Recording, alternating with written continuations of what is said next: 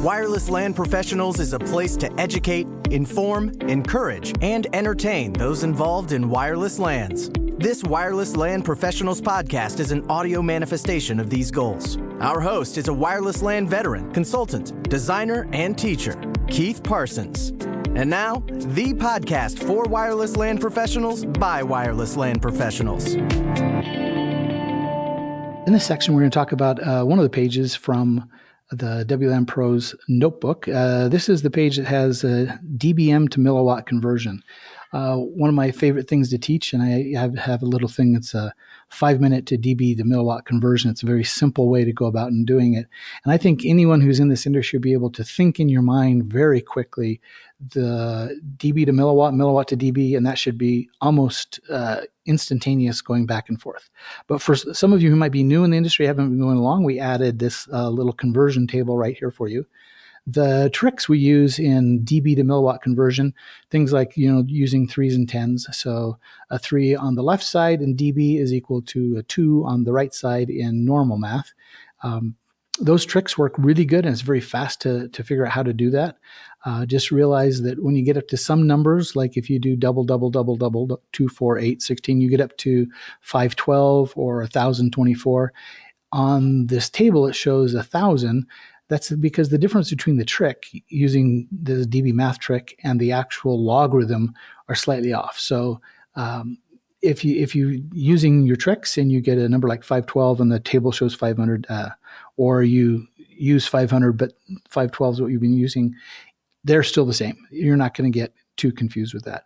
We also added on this page a couple other pieces that I think WLAN pros should know fairly consistently. And the reason we add them here, so when you're talking with customers, sometimes it's easier to show them a graphic.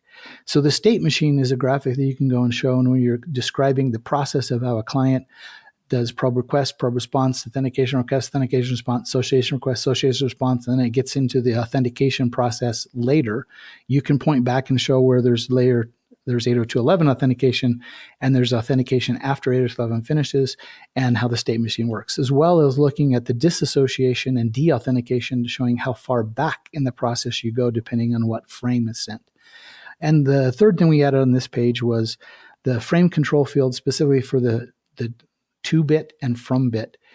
These little DS bits are very useful, and depending on how they're set, each of the addresses will either be BSSID, the MAC address of the AP, or the station, the source address, the transmitter address, the receiver address, or the destination address. And those are all in a little table there for you to understand. It also shows when you get to the only time you use all 4 of the addresses are if your 2-bit and from bit are both set to 1. If they're both set to 1, then you are in bridge mode or a mesh mode. Let's get to know our colleagues and friends with a shared passion for Wi-Fi. It's time to search who is. Ferney, welcome to the show, amigo. How are you, sir? I'm doing great, Matthew. Thank you for having me on the show. Of course. It's been a while since we've been face-to-face. Yeah. All right. I guess the last time, I wasn't too far long ago, we were moving boxes around, I think. That is correct. We were rearranging the lending library and inventory and all kind of things in the office. Yes. And now you just kind of got back from a whirlwind tour with your family, a little different traveling than normal. Tell us about that. Yeah, well, I'm usually traveling just for work, either with CWNA classes or ECAHAU classes and or consulting. And this time it was just holiday, just vacation with my family. Well, I have 3 kids, 3, 8, and 9, and traveling with kids can be challenging. We went to Europe and everything went well, except that I left the passports in a taxi cab in Rome, and we had no passports for a few days, but we got emergency passports. But other than that, it was very good. It's just the same challenges going through airports and security and all kind of the hustle of traveling, but this time without gear, without equipment, and just relax. So yeah, it was pretty good. Different kind of gear for kids. Yes, yeah, diapers and bottles and milk and yes, iPads. Yeah, yes, absolutely. For the few that may not know you at all, tell us a little bit about yourself, kind of where you got started in Wi-Fi and kind of what you're up. You alluded to some training, but where are you up to nowadays? Well, for those who don't know me, I'm Ferney Munoz. Well, they call me Ferney or Rene or something like that. But Or hey, you. hey you. But Ferney works. I'm originally from Colombia, and I moved to the States back in '99, March of 1999, and started working at a school district in a high school as a volunteer, doing all the technology stuff. I started with technology many years before that in Colombia, and here I started working directly with networks, and then later I owned the network for the district, big network. Of course, in about 2001 or so, we were working just with mostly wired networks, but School started, district, right? yeah, school district, yes, started seeing some of the wireless stuff come into play, and then later on, about 2009, we started a new district. That district split off of a big district. It was about 100 schools before, and in the Salt Lake Valley area, the Jordan School District split. And from there, Canyon School District was born. And then we owned that network. We started implementing wireless like big time, removing all of the standalone 802.11b G devices and getting rid of difficult to manage. Basically, home devices were installed in the district before, and now we were finally working on an enterprise class network. So I was thrown in the Wi-Fi arena, as many of us where we were on wired networks. And one day somebody said like, hey, we have this wireless thing that needs to be installed or configured. I don't know. And all of a sudden they made us wireless professionals without us knowing what to do. And we started installing zeros, those big flying saucer looking arrays. They're not called access point, they're called arrays, and multiple radios and all kind of challenges with the wireless, of course. We had 50 buildings, about 40,000 students and some 4,000 employees, and we had to provide Wi-Fi for everybody. And in a school district is a very dynamic environment. Everybody's, uh, teachers trying to add curriculum and cool devices to their curriculum, Yeah. and trying to rely on Wi-Fi, and many just bringing Apple TVs and many just home devices that they want to implement in the enterprise environment. And it all came at once. It's just like you got thrown in the deep end, and yes. you suddenly were a wireless LAN professional. Yeah, yes. Of course, today, like, well, you know how to do it. Like, yeah, I've got Wi-Fi at home. Yeah, Oh, yes. so you know Wi-Fi? Then yeah, you're in charge now. And Yeah, now exactly. we had about 650 of these devices implemented in the network, and we were in charge of configuring, making work. Of course, we were having all kind of problems, and when we had issues, the company, they sent an engineer and they walked around with a computer and gear and stuff, and then they gave us a green map at the end. But we still had issues. Yeah. And through that process, I just got tired of kind of being held hostage by vendors. Yeah. And Say, hey, what do you got there? Let me do this myself. Yeah, it's like, you know what? We have a big environment, we have budget, and we cannot just schedule an engineer to come whenever they can when we need him now. So it's like, let's do it ourselves. And through that process, we met Mr. Keith Parsons. That's how I met him, is that he was hired to come and help us. Of course, we worked with a gentleman, Jared Griffith, before, and he kind of met Mr. Parsons and brought him on board, and he helped us. And that's how I started basically doing Wi-Fi. Before, I was just kind of like trying to figure it out with my team. And finally, with Mr. Parsons, they kind of show us how to do it ourselves and understand it. And I got some training from Air Magnet, and got some CWNA so training. Just kind of started jumping in there and learning all you could. Well, one of the purposes of this interview and kind of this series of interviews is obviously taking experience from guys who have been in the trenches and sharing that with obviously your peers and your colleagues, but also people maybe who are getting started in wireless LAN. And so I was thinking of some questions that might be able to help us with that end in mind. And one of those is, if you could go back to your younger self, thinking about kind of when you got started here, like in the story, what's a piece of advice you'd give yourself then that might have helped you avoid some of those headaches along the way? Oh, without a doubt, if I could go back to the first instant, they say like, hey, you're going to be in charge of this wireless network. I would say like, okay, I need training. Just, Okay. don't assume that because it works at home, I can do it here in the school district. Why not? I mean, and everybody has that mentality that like, how hard can that be? I mean, just plug it in and it works. And that's one of the problems with Wi-Fi, that it works. It always works. It just works poorly. And we were just putting out fires that we had no idea how to approach it.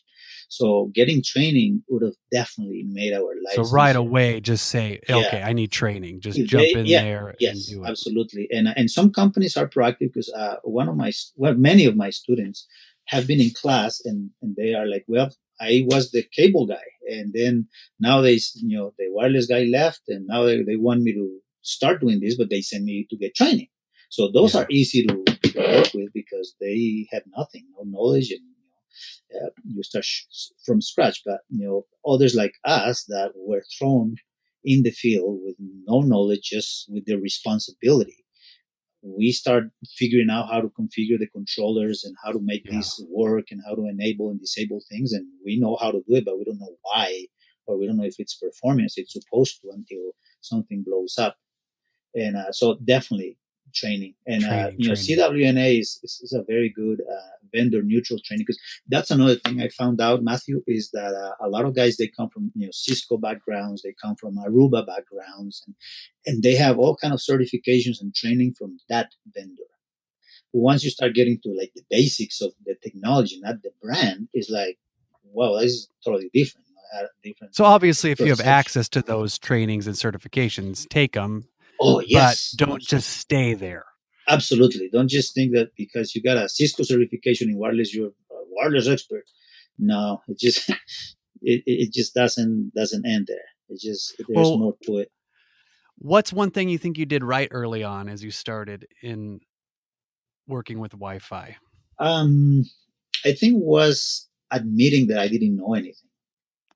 Yeah. I kind of knew. I mean, I thought I knew how it worked because some basics that we had. But later on, when I met Mr. Parsons and we took some like formal training and real training, is when we started realizing that we were doing a lot of things wrong. But I think the first approach is just kind of being humble and say like, you know what, I don't know it. I think that's the hardest step. Because of course Yeah. you're a professional, you're in the field, and you're in charge of the And control. you Of do course, know a that's lot, probably. yes, Yeah. yes, yes. Well, yeah, and I mean, a lot of these guys there, they have knowledge about servers, they have knowledge about virtualization, they have knowledge about networks, wired networks, switching, routing, and a whole bunch of. I mean, these guys are super smart, but Wi-Fi is just a different monster. Yeah. It just works differently, and also I've come across guys that come from the cellular networks, from Okay. LTE and all this stuff, and they also think, oh yeah, of course I know what, I've been doing this for many years. And then when you start talking about Wi-Fi, it's like some things just don't make sense. It's like, wait, this is not how it works in cellular. Like, exactly, Wi-Fi is just different. And And you mentioned CWNE and the whole gamut of those. Is that the certification you kind of recommend for everybody, or is there a path you recommend yeah, that well, everyone should for go those through? who are not familiar with the CWNP program, uh, starting with CWNA is definitely the beginning. If you want Okay. to continue walking in this path, and then that's a certification. You can study on your own. You can take a formal class, a CWNA class, and then the certification. You have to go to one of the Pearson View testing centers and you get certified, and you pass, then you get that certification. And then there are three other certifications you have to do. That's the CWSP as the security one, the AP, which is the analysis professional, Mhm. and also the DP, which is design professional. They don't have to be taken in that order, but I would recommend taking like CWNA, then AP, then SP, and Okay. DP. or DP. Some guys take it out of the way after the Ekahau class because a lot of the stuff in there is included. But once you take those 4 certifications, you submit an application to the CWNP, CWNE board. There are a couple of boards that will evaluate it. You have to do some essays and write some stuff, and they will evaluate it, and you have to do blogging. I mean, the listeners who are not familiar with the program, they can just research and find out exactly what they have to do. But it's that's definitely the way to get it. And once you get approved, then you become a CWNE, which is like at the expert level. Okay. Which, by the way, that doesn't make you an expert. You just get the certification, and once you get there, it's like just the beginning, as you've said, I think in the past before.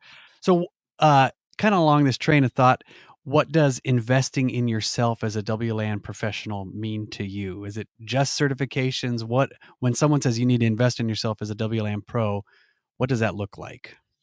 For me, in my case, with the school district, there are certain limitations and politics involved and policies that, if you're going to go to this conference, you have to apply within 30 days and you cannot be out of the state. And, the school district is not going to pay for certain things and they will not pay for others. So it's kind of complicated. And one of the challenges I faced when I wanted to attend the first Wireless LAN Professional Conference was that I didn't get the school district to pay for it, either travel or attendance or days off or anything. So investing in myself at that point, I had to make a decision. It's like, okay, the conference is $2,000. I'm going to have to take a week off that I'm not going to get paid for. It's family vacation days that I could use with them somewhere having fun, or just go and go to a conference. Paying for all this stuff at that point was a decision I made. And yes, later then it was the certification that the district did pay for the class, and then I had to take the exams and stuff. But I think investing in yourself for me was not only making the investment that I have to pay this money from my own pocket. No company's paying for it. Nobody's sponsoring me. Although later I got sponsorship from Wireless LAN professionals themselves. That I got a kind of a scholarship to go to the second conference, and that's how I ended up working now for Wireless LAN professionals, doing some of the stuff for them and Ekahau and doing just independent contracting. But it was also the effort. It's just the time you put into it. That's just an example. The other one was when taking the certification, the exams. Mm-hmm. I mean, studying for the exams. Investing in myself meant that I had to wake up at 4 a.m, study for a couple hours, then go to work. Then after work, I had to come home, help with the kids and stuff, and study some more. And then my lunch break, just grab something to eat really quick and study more and study more. So at that point, I was not investing money. I mean, I had already purchased the book and I was studying on my own, but it's just that extra effort that, instead of watching a show, you're sitting down, reading a book and making research to understand a concept. Mm-hmm. And also another thing. So there's the paying for yourself by yourself to go to conference and exams and classes and stuff. That's one. The effort that you have to make to achieve these certifications and learn it, because it's not just. It's almost like no one cares about your future more than you at all, except for you. And so it sounds, what I'm hearing is there's this point in time where you make a very clear decision, like this is worth whatever it takes. Yes, and then absolutely. And then on top of that, because I've come across many guys that they're not working for anybody, so you don't have that playground to learn the actual stuff. Because taking the exam and passing the certification can be simple for some guys. They're like, oh yeah, I read it and then I go and the exam is based on what I read. So yeah, and then they have the certification. But experience is the biggest one, Matthew, because the exam is the exam, but the real thing, getting the experience out in the field, is the difficult thing if you don't have an environment. I was lucky enough that we had the school district, and it's not that was my playground, but that was my day job that I had to make work efficiently. So I had a real environment to apply. What about labs?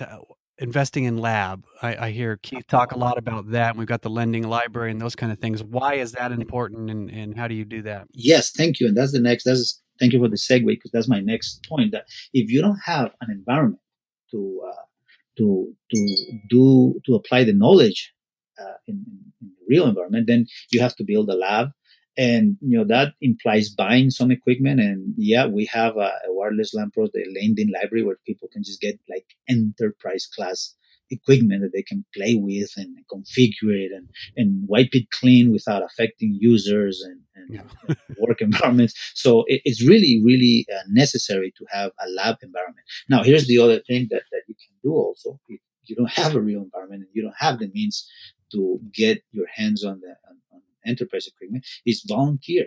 That's a huge investment, because approaching somebody in the field, so it's been like, hey, if you're going to do a survey, can I just kind of shadow you, go there with you, and you don't have to pay me? Because that's what there's there are a lot of people that are like, yeah, you can come with me, but there can be company policies that you cannot just bring somebody off the street with you. If they get hurt, who's liable for it? The company where you're doing the survey, or us doing this? I mean, it's just not as simple as that. But if you come across somebody that, hey, I'm going to do an installation, you want to come? Like, sure, I'll help you pull cables. I'll help you mount APs, or show me and I'll help you configure them. Or just volunteer. Volunteering, I think, is one of the greatest things that I've done throughout my career, not just on Wi-Fi, but on networks and on computers and servers and stuff, just volunteering. But again, that's another thing that has to be aligned right, because you have to get the right people, the right environment. And if you have a daytime job, then you have to make sure you can make it work around your schedule. So that's another big investment, but another nice way to obtain knowledge. Yeah. And something that's worth doing, worth the sacrifice, it sounds absolutely like. Absolutely. And I know it's so much easier, just go home and sit down and watch a show, or go to a swimming pool, or do nothing. I mean, doing nothing is fun, but it's just, sometimes you have to sacrifice that. Yeah. Hey, on a different kind of angle, just some other questions here is, what's a mistake in the industry you see people making on a consistent basis that you wish you could stop from happening? Well, let's see. You're teaching a lot. Is there things you're running into that people just aren't thinking about? Well, I think the first one that comes to mind is the installing APs in hallways is one thing that I see commonly being done, that it just doesn't work that well in Wi-Fi. There are many reasons why. There are blogs, lots of blogs out there, kind of explaining why. That's a very common problem. Sometimes it's not because people don't know that that's bad, is because they're told to put them there. And that's one of the big mistakes I see that I see overall in the industry, is that we as Wi-Fi professionals are being told by engineers and architects and interior designers where and how to mount our access points. So that's I would say that's the biggest thing, because of course if they end up in a hallway, that's a subset of somebody told me to put them there. Yeah. Why? I don't know. They said put them there because that's the only way they have access, because they look pretty in there, because they don't want them blinking lights inside this room or that room, or because by code they cannot have them in certain areas, industrial areas, wet area. I mean, there are so many things, but to summarize that, the biggest mistake is that we are letting others to kind of tell us how to design Wi-Fi. And another kind of related to that is that a lot of deployments are being done without a design and without doing all of the research to know why we're installing them that way. Many networks, including my own, sometimes they had to they were deployed. They were just installed by somebody because that's what they said, and then there's no design process. Nobody sat down to figure out why and where and how many devices and what type of devices, for how long we're going to have these. Ask all the questions we have to ask when we're creating a wireless network or deploying a wireless network. So the deployment without design and the research. Well, it sounds like with this podcast and a lot of the other great podcasts on wireless LAN and the conferences, we're hopefully moving the needle on some of that stuff and educating and encouraging each other, and better testing gear, Sidekick, those kind of things that help prove the need to do things properly. Absolutely, yes. All right. Well, what is one project you have been involved with that you're the most proud of, and why? Well, there were several within the school district, which is the network I owned. I worked on other networks for other places, but this is the biggest one. And I think one of not the biggest project, but one of the projects that kind of makes me proud that I had the knowledge I had was some wireless links we had to do for a school. There was a school that was being demolished. That school was across the district office where we were, and the transportation and warehouse for the entire school district, transportation department and warehousing, they were connected through that school that was being demolished. We got quotes from companies to get another line run to that transportation from the district office, and they came to $80,000 to run a new fiber cable over there, and because they had to go across the street, and they needed city permits, and they needed, it was just complicated, long, and difficult. It was $80,000, and I got that done like with under $5,000 with a wireless link that brought that entire department and those two buildings and facilities. Very critical, of course, in a school district. Transportation needed to be connected all the time, warehousing as well. And so that was one of the little projects that kind of like, see, wireless actually works and saves the district money. And we had another, a lot of money. Yes, a lot of money. And we had another similar project where we had to build a school in between two buildings, and with wireless, thanks to the knowledge in wireless, kind of got done, for a fraction, like literally a fraction of the cost and the time. Because some places we had to trench in the winter and we couldn't. We had to wait for the temperature and the equipment and the permits and everything to be in place. And with wireless, it's like boom, one side, the antenna goes up, the other one, and boom, like within half a day, we had a whole building connected. So that's one of the things. And everyone was shouting, Ferney, Ferney. Yeah. On the flip side of that, what's the contractor that wanted to do it? Yeah, exactly. They were you had to hide out for a while. Yeah, Call your Colombian friends. Yeah. All right. On the flip side of that, what's a mistake you've made that has really taught you something valuable? Oh man, I've made so many mistakes that I do not know which one would be the most significant. But and you know what? I think here's one. Now that you bring it up, I took the first CWNA class and the air magnet class from Mr. Parsons. It took me like 4 years to actually get certified. Big mistake. Because you take the class, it's 4 days, 5 days, and you're there like from 8 in the morning to 5 in the afternoon. At the end of Friday, your brain is just overwhelmed with Wi-Fi knowledge, and you have all that stuff fresh in your head. Big mistake I made. I'll take the exam when I'm ready. You're never going to be ready, because there's so much to it. There's so much there, and postponing it was the big mistake. And then later I took the class again. It's like, yeah, okay, I'm going to study, and then when I'm ready, like never ready. So if I could undo that one after the first class, the day of the end of class, I should have gone and take the exam, or the morning following that. Yeah. So that was one mistake, and that would have saved me a lot of hassle, and I would have made my CWNE process probably easier. Great. A couple more questions here. Favorite piece of equipment you're using these days, and why? Oh, without a doubt, the Sidekick. I thought that's what you said. Yeah, the Sidekick. It used to be my my air check. That was pretty useful, and I think I still have it. And of course, I think every wireless LAN professional should have an air check in their tool bags. But the Sidekick definitely has changed the way in which I do surveying and analysis and the analysis of networks. So I'll tell you why. We're doing surveys. We have to carry USB hubs, and we have to cables connect to it, and we have wireless NICs, and we have spectrum analyzers, and we have to carry a 2.4 and a 5 gig one. So we had all this bunch of little bits and pieces connected to our computers, which you've seen in videos of the survey tray, how troublesome that can be to just carry around your computer with a whole bunch of little gadgets hanging around the computer. So the Sidekick summarizes all that into one piece of equipment.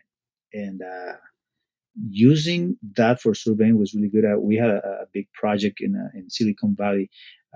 We surveyed like 68 kilometers. That's about 42 miles. We had to survey for multiple days. And with the Sidekick, I just had in a backpack.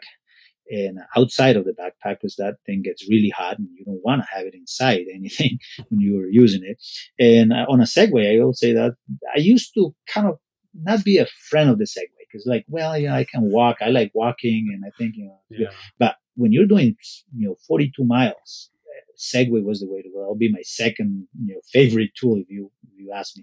But maybe that should be our next bundle for Nay, is a Sidekick with a get Segway. a Segway as well, and it pays off. It was and actually I didn't have to buy a Segway. I rented one from one of these because there are nowadays pretty much throughout the world. I think in the major cities and tourist places they have these Segway tours. So I call one of these places and I rented one. It was like $100 a day and like $300 a week. I rented for a week and I only used it like 3 or 4 days, but that was it. And just rent it. We do have some special equipment to attach the survey tray and put the computer on top. And then you still have one cable going from the Sidekick to your computer, but it simplifies that. So that's my favorite tool nowadays. All right. Related to that, what's an unexpected tool in your toolkit that you always go to that maybe someone might be surprised to know? Just a little favorite piece of equipment or something that you rely on that maybe is out of the norm of what you normally think of? Oh, okay. I would say that there are a couple, since I've done several of the point-to-point links out there, just connecting buildings wirelessly and avoiding running cables.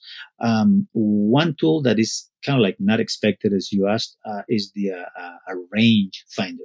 It's like a binocular, but it's just one lens. So how do you call that? Unicular? I don't know, but it's just one lens. Telescope. A telescope. Here we go. It's a small one. It's like the size of I don't know, like a small box. And then you look, and then that will give you the distance that it's used for hunters. And military also use some of those. You look at a spot, and then you press a button, and it will show you the distance from where you are to that point that you selected, and show you the angle of elevation. Like if it's 5 degrees up or down, and then you go to the other end, and then you aim, because when you're doing point-to-point connections, you need the antennas to be aligned, aiming at the same direction, so they see each other. So, of course, like if you're doing a light, you can see the light, but when we're talking about Wi-Fi, we cannot see these waves in the air, so we have to rely on tools like this to give us distances and angles of elevation and inclination to aim our antennas right. Along with that, do you have a favorite one? What's the brand of that one that you're using? It's Lupol, or I don't even know how to pronounce that. That's right. But it's you just go to a hunting store and get like a rangefinder, just a one lens device, and there are different ones. They will show you there are multiple brands, and you just have to find one that fits your budget, and that's what you want it to do. Some like the one I have goes like to 1,000 meters. That's about 300. Let's see. 1,000 meters. How many? Well, that's a kilometer. There's like 0.6 miles, like more than half a mile distance, which is pretty decent for a point-to-point. That it will make your life easier. Along with that, there is a tool that goes on iPhone. It's a piece of software that you can also do cool things. It's called Theodolite. It's a THEODOLITE.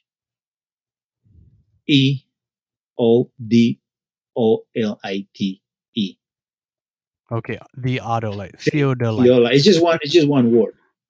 Okay. And let me spell that again for you. It's THEODOLITE. All right, and I'll get that in the show notes. Get in the show notes, and also the same application for Android is called Dioptra. DIOPTRA. So those tools will make those type of outdoor installation point-to-points easier. Well, awesome. Ferney, thank you for spending time and answering these questions. If people want to follow you, how can they get in touch with you or keep up with all things the Ferney? easiest way will probably be through Twitter at Ferney _Munoz. Add that to the show notes because my name is not easy to understand just in English. It makes sense in Spanish, and I opted that when I go to places to order food, like what's the name? Like What's your name, John sir? or Fred or something that they don't ask me. Like, how do you spell that? Todd. With an R? Yeah, something like that. So because Ferney _Munoz is on Twitter. That's the easiest way. And I also use WhatsApp. People can reach me out that way as well. And that's just my phone number, 1-801-618-8712. And WhatsApp is another easy way for people to reach me anywhere where I'm at. So those will be the ones. Well, thanks again, Ferney, and you have a great rest of your week, and we will talk soon. Thank you, Matthew, for having me, and I appreciate all your time also. Thanks. Thank you for joining us for another episode of the Wireless LAN Professionals Podcast, the podcast for wireless LAN professionals by wireless LAN professionals. Be sure to follow us on Twitter at Wireless LAN Pros for all the latest news and updates, and also connect directly with Keith on Twitter at Keith R. Parsons. Head over to www.wlanpros.com for this episode's show notes, as well as the latest in all things Wi-Fi.